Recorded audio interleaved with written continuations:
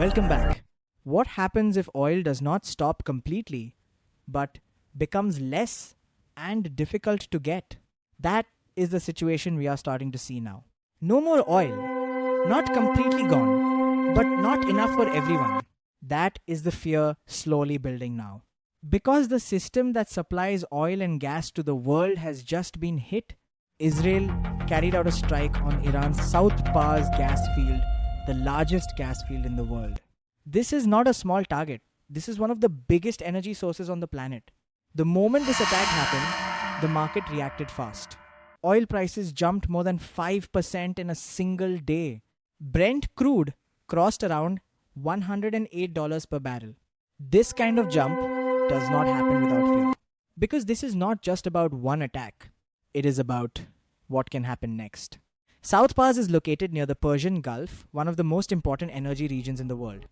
From here, oil and gas move across countries through sea routes. If this region becomes unstable, supply does not fully stop, but it becomes risky, slow, and uncertain.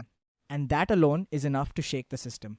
After the attack, Iran clearly warned that it can target oil and gas facilities in countries like Saudi Arabia, Qatar, and UAE. Now, understand this carefully.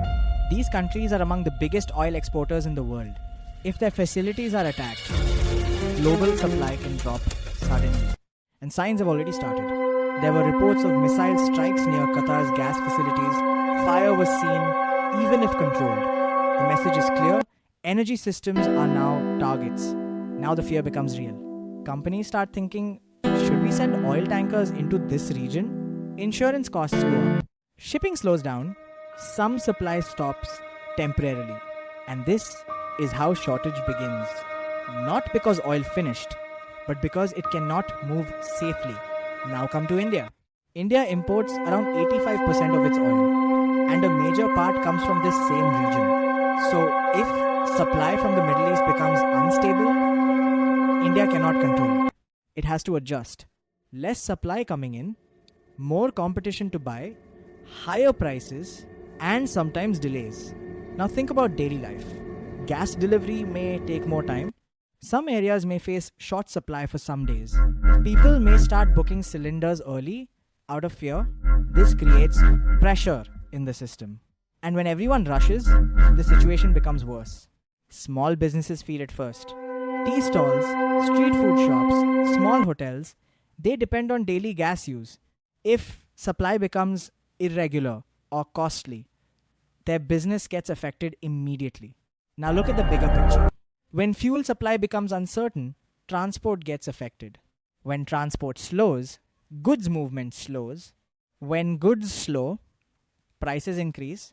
This is how one incident slowly affects the entire economy. Now the big question, what happens next? If the situation stays limited, things may become stable again. But if attacks continue, if more oil and gas facilities are targeted, or if this spreads across the Gulf region, then the problem becomes serious. Important routes like the Strait of Hormuz can become risky. And if that happens, a large part of the world's oil supply is affected. At that point, it is not just about price, it becomes a supply issue. Countries will try to secure oil for themselves first. Exports may reduce, competition increases. And countries like India, which depend on imports, feel the pressure more. That is why this one attack matters so much. It is not just an attack, it is a warning. That energy supply itself is now a target. And once supply becomes a target, uncertainty begins. And uncertainty is what creates real problems.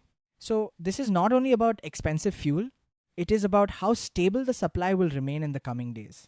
Stay safe, everyone, and subscribe to the channel for more such daily stories and updates. See you in the next one.